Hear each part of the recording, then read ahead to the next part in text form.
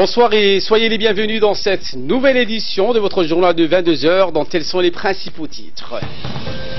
Le troisième meeting international de Djibouti s'est ouvert cet après-midi au stade Goulet où plusieurs athlètes nationaux et internationaux sont affrontés. On déplore la victoire d'Anyale Suleiman. Une réunion de formalisation de la coopérative de jeunes diplômés dont la construction du bâtiment a eu lieu également. Et dans l'actualité internationale, tension donc à l'aube de la journée de terre au Proche-Orient, en Israël. C'était les titres, bienvenue à tous. Nous entamons donc ce journal avec le troisième meeting international de Djibouti avec la victoire du prodige athlète djiboutien Anyale Suleiman sur 800 mètres. Le troisième meeting international de Djibouti donc s'est ouvert cet après-midi au stade Al-Haji Hassan Goulet à Petite Dôle. Le meeting est à sa troisième édition et comme toujours, les Djiboutiens étaient en rendez-vous pour soutenir les athlètes djiboutiens. Plusieurs athlètes internationaux venus de 14 pays donc, ont assisté à ces meetings tels que Djibouti, l'Éthiopie, l'Ouganda, Burundi, Soudan, Bahreïn et Somalie ont été sur le terrain cet après-midi. La nouveauté consiste dans cette troisième édition, bien l'organisation des courses féminines sur 800 mètres. Les compétitions ont eu lieu donc sous la supervision des experts internationaux et des délégués de la Fédération internationale d'athlétisme. Plusieurs disciplines telles que le 800 mètres, le 1500 et aussi le 5000 mètres ont été donc au rendez-vous.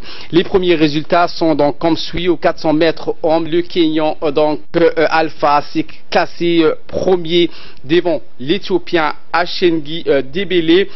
Au 800 mètres femmes, l'Éthiopienne Korotobi a pris donc la première place, devançant ainsi donc une autre éthiopienne, et la troisième place est revenue à une Kenyane, Joséphine Chelajon. Sur 800 mètres, la compétition a regroupé de nombreux athlètes des différents pays et la victoire donc est revenue à l'athlète djiboutien, l'international Anyale Suleiman sur un chrono de 1 minute donc 45 secondes et 70 centièmes. Il dévance ainsi deux athlètes éthiopiens dans le dernier donc dans les derniers mètres, comme vous les voyez sur les images. C'est pour la troisième fois que l'athlète international djiboutien remporte donc cette victoire sur 800 mètres. Le public donc djiboutien très nombreux l'ont ovationné. Par ailleurs, un autre athlète donc djiboutien a pris la deuxième place sur la course de 5000 mètres. Donc il remporte devant un athlète éthiopien.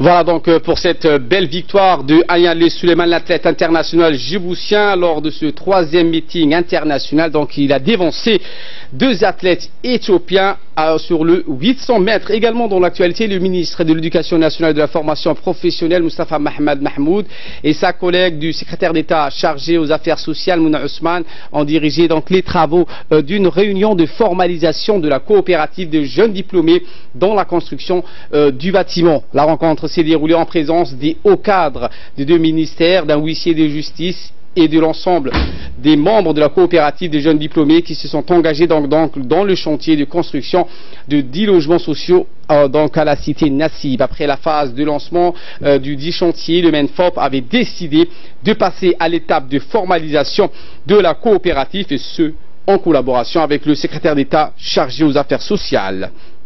Les membres de la coopérative ont été donc sensibilisés sur l'ensemble des règles qui régissent la vie d'une coopérative, les règles juridiques, mais aussi les valeurs fondatrices, principes donc comme la solidarité, la responsabilité sociale et la démocratie au sein du groupe ont été longuement évoqués.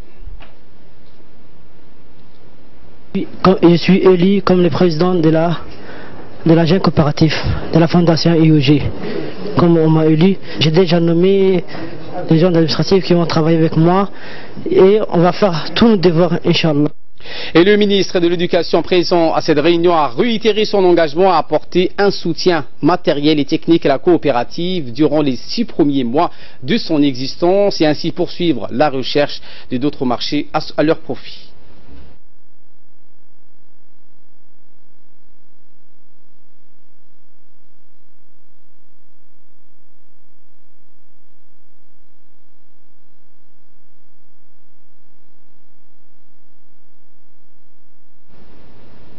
Autre actualité de ce 22h, cette réunion du comité des gouverneurs des banques centrales du COMESA. Une grande réunion du comité des gouverneurs des banques centrales du COMESA a été organisée à Djibouti Palace Kempinski ce jeudi sous la présidence du gouverneur de la Banque centrale de Djibouti, Ahmed Ousmane, et le directeur de l'Institut monétaire du COMESA, Ibrahim Zaidi. L'objectif donc est d'harmoniser la coordination de la politique économique, monétaire et financière qui joue un rôle donc prépondérant pour stimuler la croissance et le commerce au sein du pays du COMESA.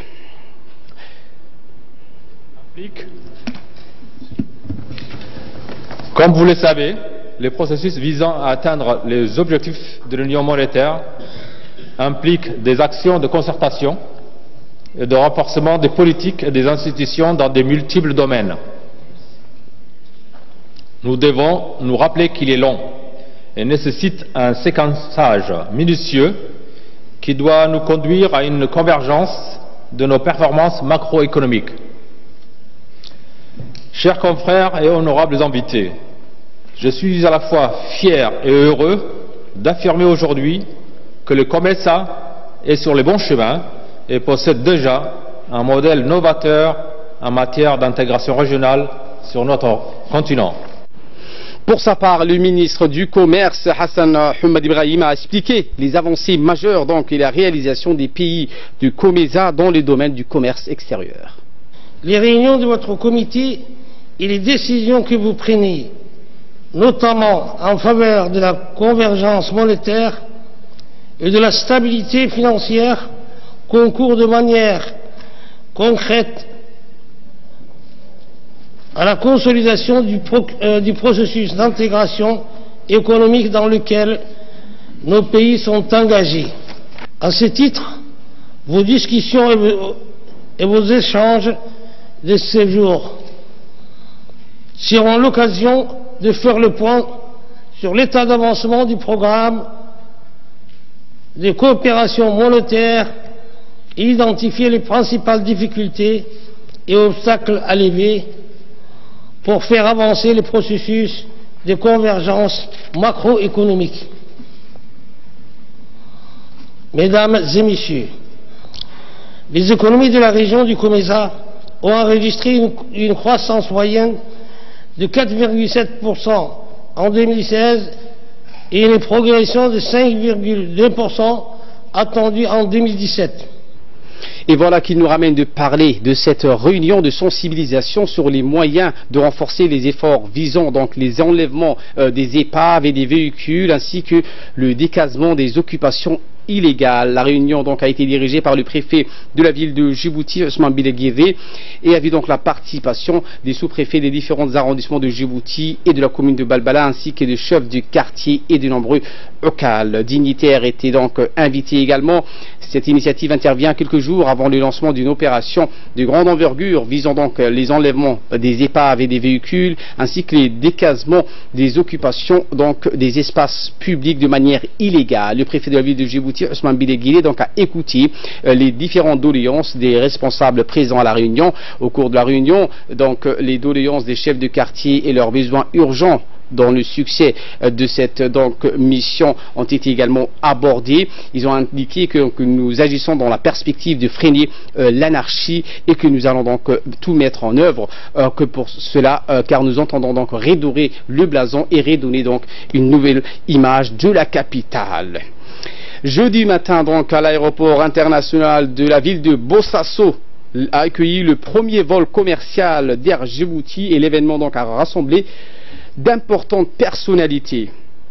C'est ainsi que la compagnie nationale donc aérienne Air Djibouti a effectué hier matin son vol inaugural donc en direction de la ville de Bosaso en Somalie.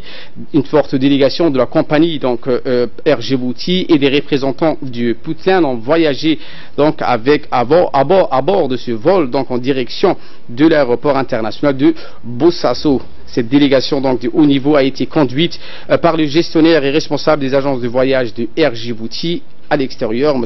Issa Goudil, et il était accompagné par le directeur d'exploitation, le capitaine Kamil Dahir Ibrahim. Dès leur descente donc de l'avion, la délégation donc de la compagnie Air Djibouti ont tout de suite reçu un accueil très chaleureux de la part des autorités donc de la ville de Bosaso en Somalie.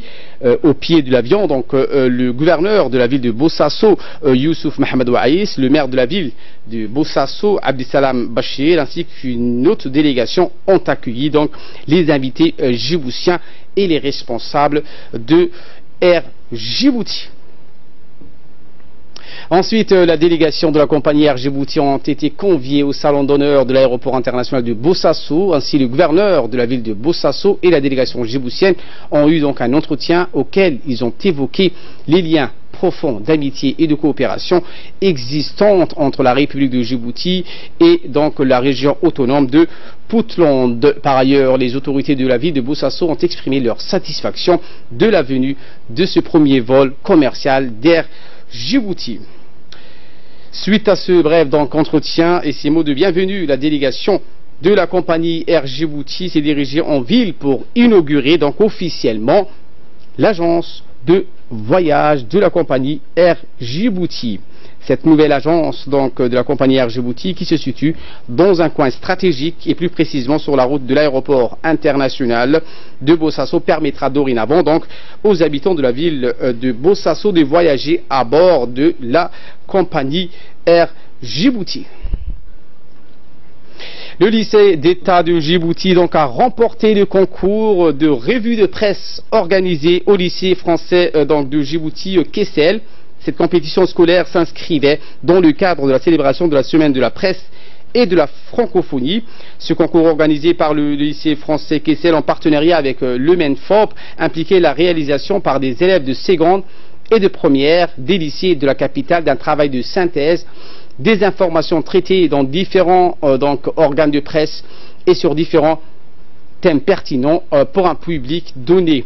Notons la participation du lycée de Kessel, Gabon, le lycée d'État de Djibouti, du lycée de Hodan, le lycée de Balbala et celui de Pécadouz. Ce sont ces deux établissements qui sont retrouvés donc en finale aujourd'hui avec le lycée d'État de Djibouti qui a remporté la compétition haut la main. Il faut dire que cette compétition pédagogique visait donc à développer chez les élèves donc le travail de recherche de l'information en variant les supports, l'identification d'une source, le tri et la sélection de l'information et enfin la restitution à travers la communication orale. Pour rappel, des journées de formation d'information ont été donc organisées dans les différents lycées pour préparer les élèves et les enseignants encadreurs.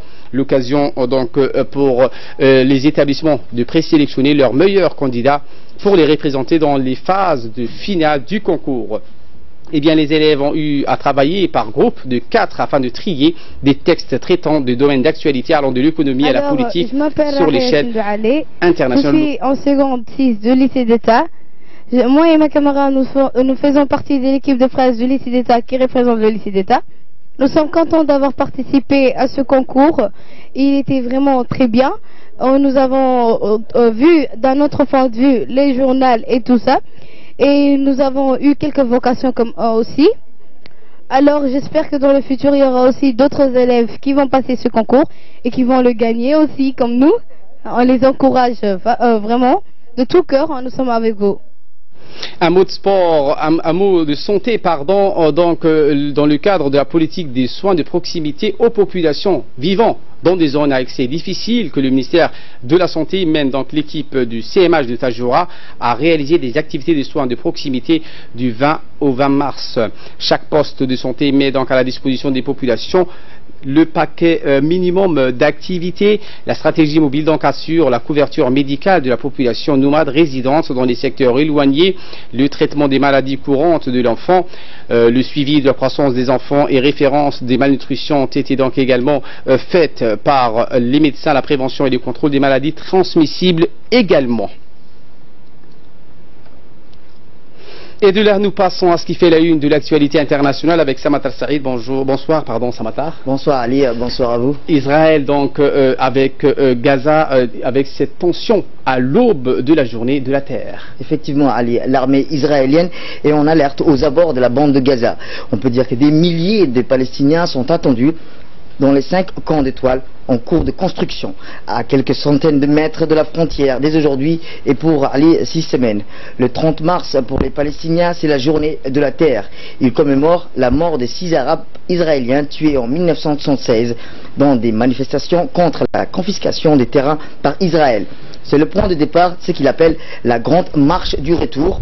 Les 6 semaines sont dédiées au droit au retour des grands Palestiniens qui par centaines, Ali, des milliers ont été chassés de leurs terres où ils ont fui de la guerre qui a suivi la création d'Israël en 1948.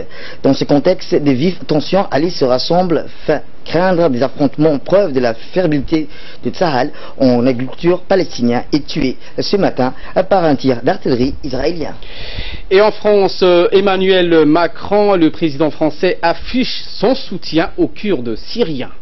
Effectivement, le locataire de l'Elysée les a assurés du soutien de la France dans tout leur rendant hommage pour leur sacrifice et leur rôle déterminant dans la lutte contre Daesh. Le FDS était en première ligne pour déloger les djihadistes de Raqqa, l'ancien bastion du groupe d'État islamique en Syrie. Par ailleurs, Emmanuel Macron s'est dit prêt à jouer le rôle de médiateur entre les combattants kurdes et la Turquie qui a lancé une vaste offensive pour chasser d'Afrin, chose faite depuis le 19 mars. Le président turc Recep Tayyip Erdogan menace maintenant s'en prendre à la localité Manjik où des forces américaines sont aussi présentes.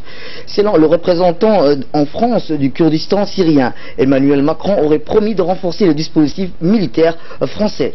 On sait que des forces spéciales françaises sont stationnées en Syrie, mais on ne connaît pas précisément le nombre d'hommes déployés par Paris.